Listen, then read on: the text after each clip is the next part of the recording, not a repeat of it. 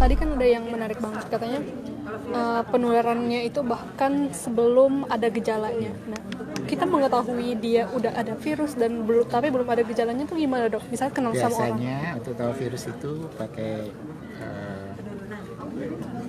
kapas diambil dari hidungnya atau dari tenggorokannya, lalu virusnya bisa diidentifikasi.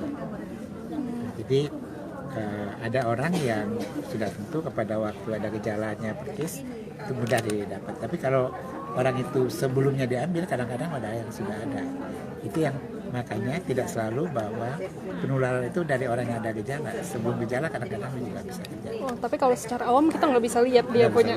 Mesti Harus terus tadi yang menarik juga dok, bisa diulangin nggak sih bedanya flu sebenarnya sama batuk pilek itu gimana sih? Gejalanya kan hampir sama banget itu kan?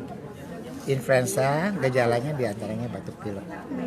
Tapi penyakit yang menyebabkan batuk pilek itu banyak. Karena itu kadang-kadang disebut sebagai influenza-like illness atau penyakit-penyakit yang menyerupai influenza. Di antaranya adalah yang paling sering itu rhinovirus. Jadi virus yang lain lagi, tapi sebabnya juga batuk pilek. Terus ada macam-macam virus yang lain lagi. Bahkan ada orang alergi juga bisa serespon.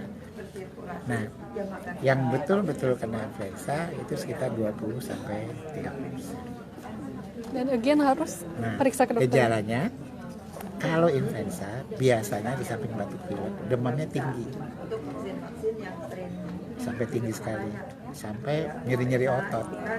Biasanya melakukan kegiatan tuh nggak nyaman. Sedangkan orang batuk pilek biasa belum masih bisa tentu ada. beraktivitas. Jadi gejalanya lebih berat biasanya.